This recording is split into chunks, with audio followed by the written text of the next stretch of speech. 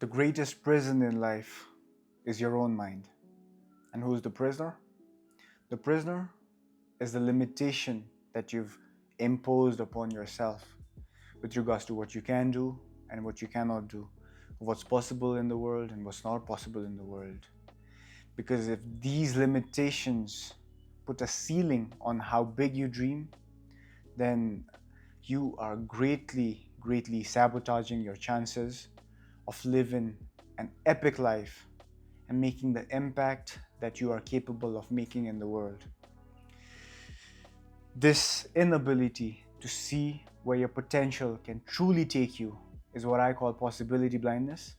And in this video, I'm going to break that down. The first time I ever came across this term was from a speech by this gentleman called Les Brown, who's a motivational speaker. I used to listen to a lot of his tapes earlier, and he introduced me to this idea of what he calls possibility blindness.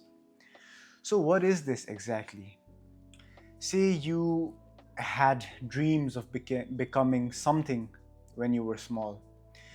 You might have had dreams of becoming a rock star, dreams of becoming a poet, an artist, a great engineer, a software developer, whatever that is.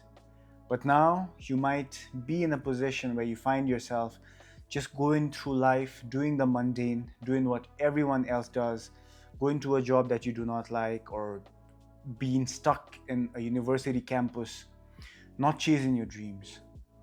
Now, the number one reason that people live and operate like this is because of what Les Brown calls possibility blindness.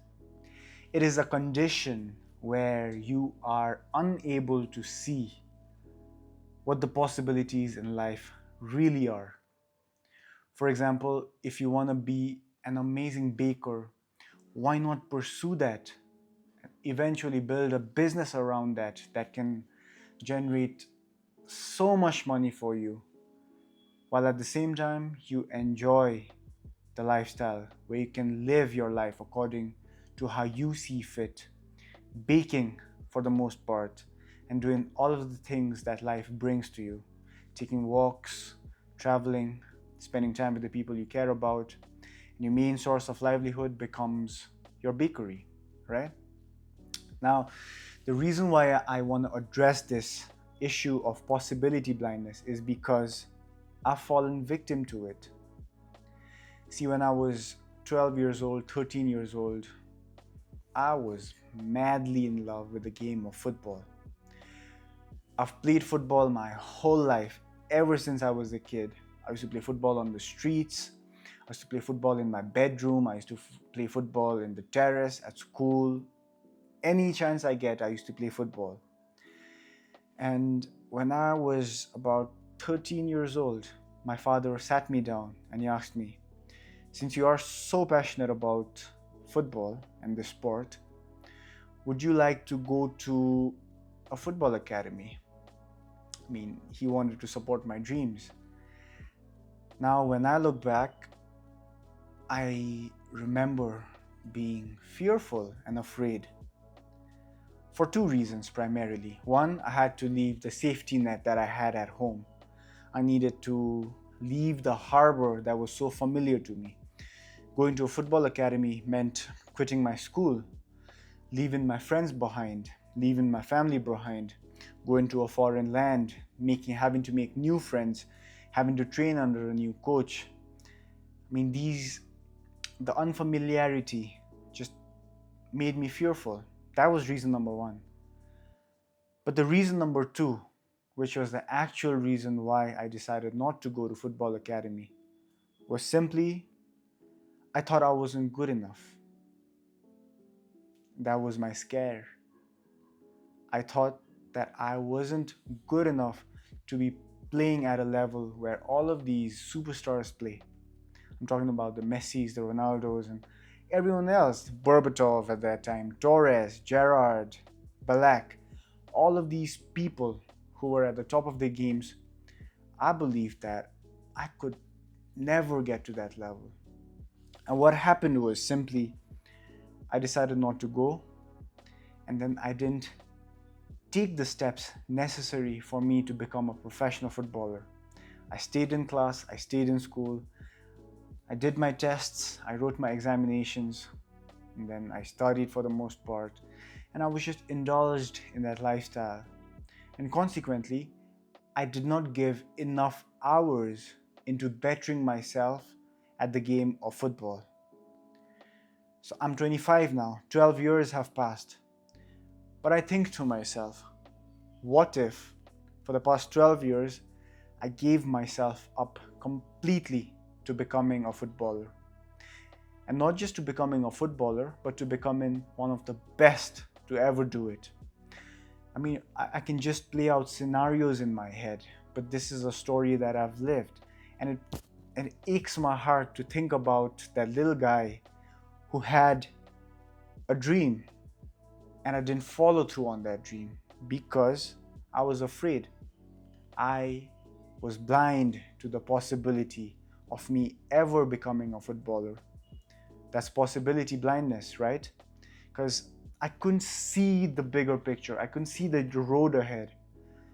What if at 13 years old, someone had sat me down and told me, see, over the next 10 years, 12 years, 15 years, you're going to be living a completely different life, optimized to becoming a better professional footballer, where you train multiple hours a day, you put the hours in the gym, you eat good food, and you just hang around with a bunch of people whose goals are aligned with yours, which would be my teammates and the coaches and the managers, right? It would have been a very vastly different life, but my chances of becoming a professional footballer would have been increased greatly. And I have no doubt that I would have ended up on the big screen. I would have been playing for some professional club in the world. Why? Because I loved playing football, even to this day. I love playing football. It's a game I absolutely cherish, and playing football doesn't feel like work. So what would have happened is, since putting in the work in that regard doesn't feel like work for me, it feels like play, I would have done more of it. And the more I did it, I'd have gotten better and better and better, to the point where I would be valuable enough to add value to a professional team, and that would be my career, right? But this is just in my imagination now, because I gave up on that dream long ago, and that's one thing I have a great deal of remorse about. But I pick myself up, I don't want to lament on the fact too long, and I move forward. The reason why I share this story with you is because I couldn't see the bigger picture. I couldn't see the road ahead. I was blind to the possibility. And if you are someone watching this, thinking about your goals, you might have dreams, you might have your aspirations that are lofty, that seem unreachable, out of your league. And if you do not ever follow them, guess what? You'll never accomplish them. How can you accomplish them if you do not chase them, right? Because once you start chasing them, you take the steps necessary for you to get better at whatever craft it is. If you want to be a guitarist, your life is going to look vastly different from someone else. You're going to be spending many hours playing the guitar, honing your craft, right? You want to be a film producer, a filmmaker. You will be spending a lot of hours behind the camera in front of your computer, right? It's going to look vastly different, but with sincere time and effort and with the right resources, you will undeniably be developing the skill set required for you to chase those dreams and be producing good films, right? What I want to tie all of these into is how you and I can get rid of possibility blindness. And let's track the origin in the first place. The origin, the start of this possibility blindness comes from, first and foremost, the culture. See, I grew up in a small town, in a small state called Sikkim in India, right? And no one around me had reached the heights that other people were performing at with regards to football. I mean, there were a few who'd earned their recognition through football, but it was nowhere close to where I wanted to become. So it didn't seem like a possibility. And then the people around me told me that just stick to school. This is a dream, you're passionate about it. Just play on the sides, keep it as a hobby. No one ever encouraged me. It wasn't even just about encouragement. Nobody ever sat me down and told me that this dream I had of becoming a professional footballer was possible, because no one in my culture had done it. But this doesn't mean that no one else in the world was doing it. Now I've come across multiple stories of people who were just passionate about this sport, who came from far less than where I came from. They had far less resources, far less connections, but they still ended up becoming a professional footballer, right? And I say this because I want you to think about your life and the possibilities that you might be currently blind to. I mean, I have a dear friend who is so passionate about playing the guitar and writing and creating and producing music, but he has never chased that goal. I've heard him speak about his passions, and I've seen how passionate he is for over a decade.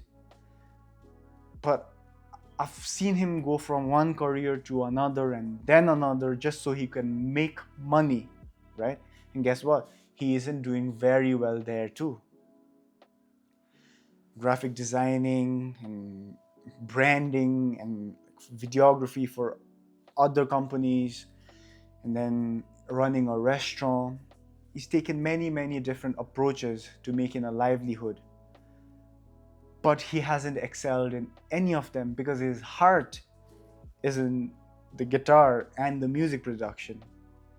And if you look at it carefully, see, I'm talking about 10 years, 12 years in the past, okay?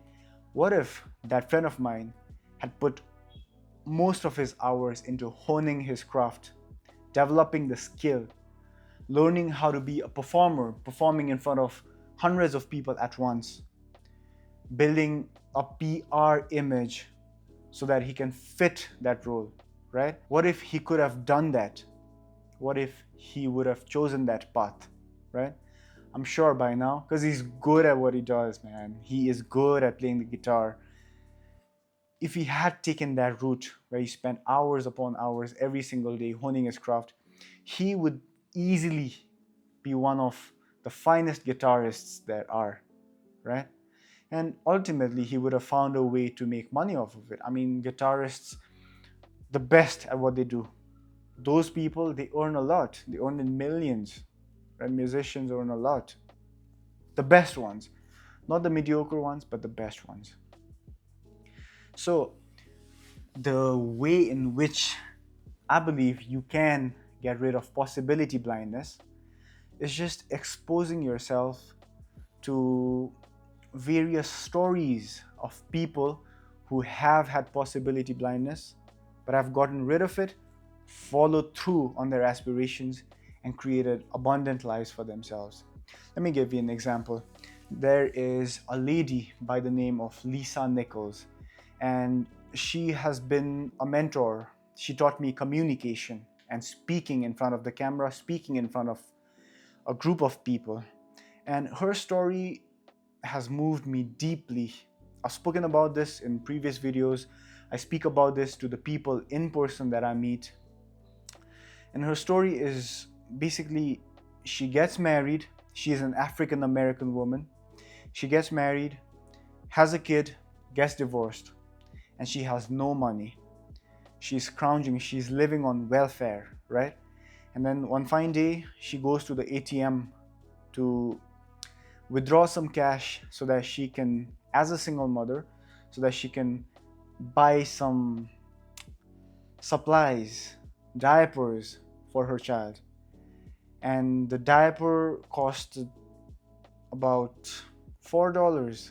And when she checked her account balance, it was $1.70 or something like that. And then she was heartbroken then.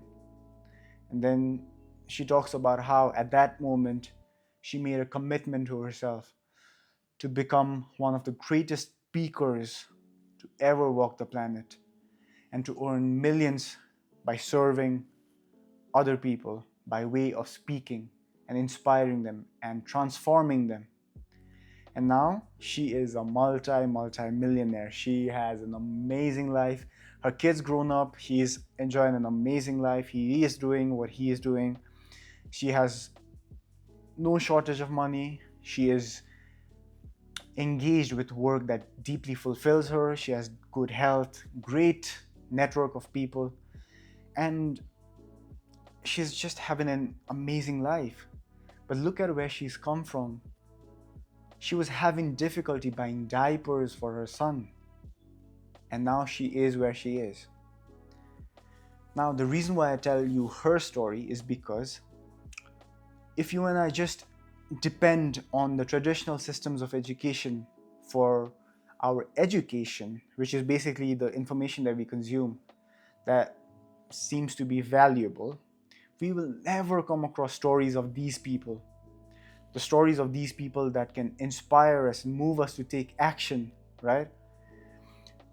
Tony Robbins, he's one of my greatest mentors. His books, they've been my Bible and my Quran for the longest time. And he's just, I could simply say he is the best life coach on earth, right? Now, his net worth is about $500 million, but that's just on paper. He's a billionaire. Trust me, he's a multi-billionaire. He is doing so much good in the world. He's curing people of depression. There are people with failing relationships, and he just steps in, makes a few changes here and there. He's impacting their lives and making those relationships last. There are people who want to take their lives the next day, and they end up meeting Tony. And then Tony says something or shows them an insight, and then they completely transform their lives. I mean, this guy is a legend, all right? But if you trace his origin, if you care to spend time looking into his story, you'll realize that at one point he was almost homeless. He had a stepfather. In fact, he had many stepfathers who didn't really care about him. He had a mom who loved him for sure, but she was an alcoholic, so they had issues at home. And he remembers how one Thanksgiving they did not have food to eat, and someone legit knocked at their door and gave them food to eat for that Thanksgiving. And now man is flying airplanes, he's flying helicopters, he's got properties all over the world. He's doing work that inspires and uplifts and impacts millions of people from literally, actually, every single country in the world. He's worked with 250 million people or something, and it's covered all of the countries on planet Earth. I mean, these are incredibly inspiring stories. But if you and I do not know about these stories, we will not know what is possible. You might still argue, but Tony Robbins is Tony Robbins. Lisa Nichols is Lisa Nichols. But if you hear from them firsthand, they will tell you that these are common people who somehow saw the possibility of their potential being exploited and having the impact that they currently have. So, having said all of this, I would just like to invite you to think about all of the dreams that you might have buried simply because you've existed in the culture that you've been existing in. The people around you telling you to get a regular job, the people around you to strive for security, people around you telling you to turn your dreams and aspirations into mere hobbies. Because of whatever reason, you might have had your dreams buried. But trust me, no matter how deep they're buried, they're still there. You can dig them up and you can decide to chase them. Your life is going to look vastly different, because if suddenly you want to decide that I want to chase this dream of being a musician while you are stuck at a job, you'll have to give more hours to perfecting your music, to honing your skill, right? But that's a path that's going to fulfill you. And trust me, it's possible to get really, really, really good at what you do. You might not become the best in the world at what you do, but it's certainly possible for you to be extremely good. I'm talking about the top 5% in the world at one particular activity. It's not going to come to you instantly. It's going to take years, but you're going to get there. And you are going to get there eventually. So why not get there following your dreams and having that skill? Okay? So, possibility blindness. The only way that I believe you can get rid of possibility blindness, which I believe many of us have, is by adding the right reference points. Read about these people who've gone from rags to riches. Hear from them.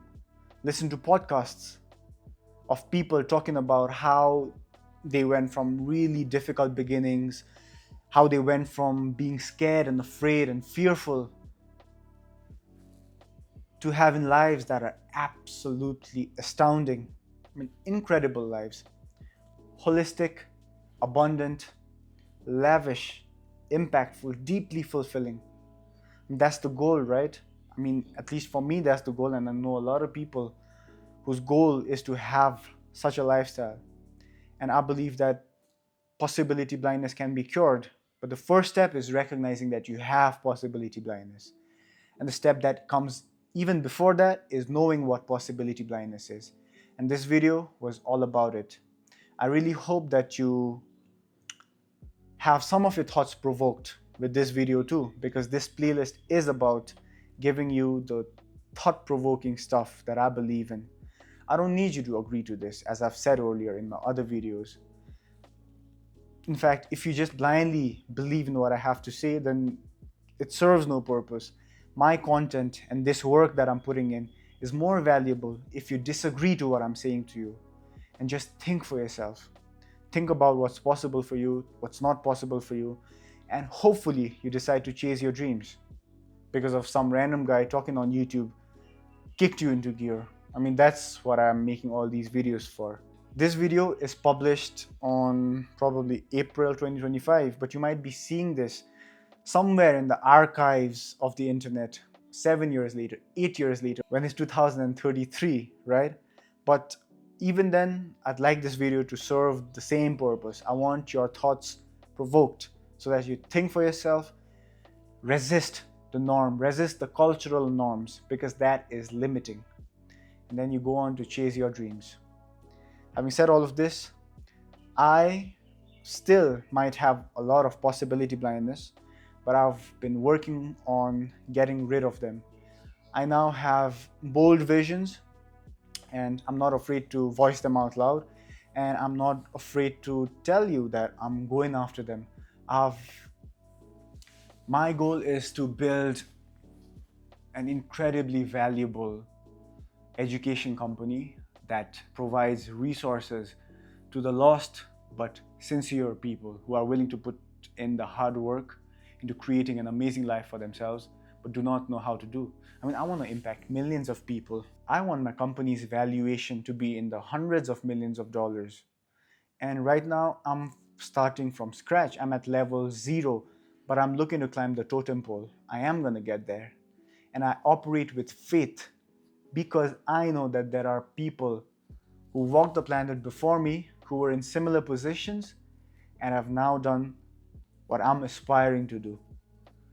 I believe in the possibility of my dreams having fulfilled because I know of the stories of the people who have had their dreams fulfilled. All the while knowing that they started in comparable places. Not just comparable places, they've started below where I was. They started from points that were lowly. They've started from real hardships, struggles. They've been mocked, they've been bullied, they've been beaten down.